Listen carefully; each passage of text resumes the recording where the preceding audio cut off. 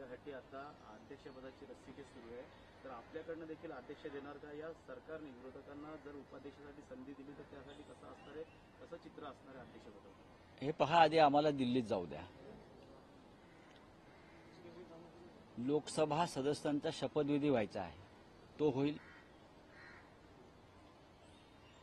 लोकसभेचं अध्यक्षपद एनडीएच्या घटक पक्षाने मागितलेलं आहे. चंद्राबाबू नायडूंचं मी नाव ऐकतोय.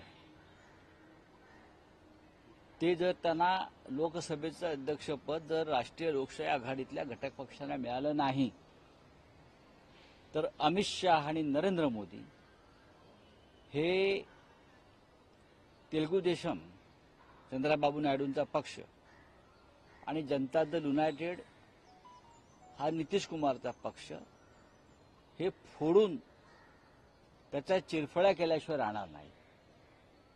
म्हणून लोकसभेचं अध्यक्षपद हे अत्यंत महत्वाचं असतं. जसं महाराष्ट्राच्या विधानसभेत राहुल नार्वेकर हे जे भारतीय जनता पक्षांचे पॉलिटिकल एजंट होते त्या पदावर, त्यांच्यामुळे शिवसेना घटनाबाह्य पद्धतीनं फुटल्याचे जाहीर करण्यात आले. विधिमंडळात पक्ष फुटू शकतो. विधिमंडळात जरी पक्ष फुटला तरी ज्या पद्धतीचा निकाल दिलेला आहे नार्वेकरांनी अत्यंत बनावट पद्धतीनं, म्हणजे सुप्रीम कोर्टानं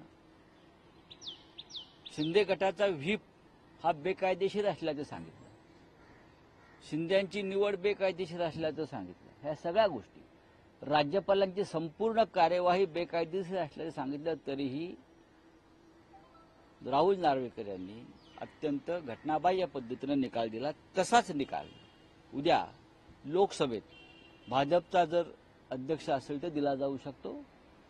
भारतीय जनता पक्षाची परंपरा आहे, ज्याचे खावे मीठ त्याची मारावी नीट, बरं का, ही भाजपची परंपरा आहे. त्याच्यामुळे आज ज्यांच्या टेकूवर हे पक्ष सरकार उभं आहे, राष्ट्रीय लोकशाही आघाडीचं, मोदींचं नाही, तर हे सगळ्यात आधी लोकसभा अध्यक्ष झाल्यावर चंद्राबाबू आणि जनता दल युनायटेड, चिराग पासवान यांचे पक्ष फोडतील.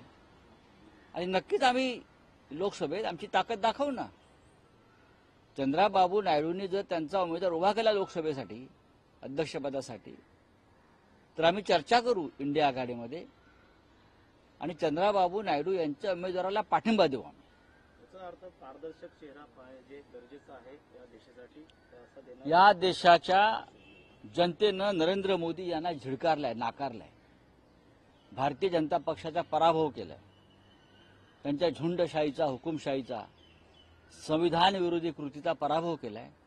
त्याच्यामुळे लोकसभा अध्यक्षपद हे त्या पद्धतीनेच निवड होणं गरजेचं आहे, पारदर्शक पद्धतीनं. आणि उपाध्यक्षपद हे आता कायद्यानं, घटनेनं विरोधी पक्षाला मिळायला हवं. पंतप्रधानांसारखं तामझाम देखील अध्यक्षपदासाठी करतील हे लोक. पाहू आता नरेंद्र मोदींचा काय तामझाम राहिलाय मला सांगा. टेकूवर बसलेत, टेकू कधीही कोसळू शकतो. राहुल गांधी यांनी सांगितलंय आम्ही कोणत्याही क्षणी सरकार पाडू शकतो.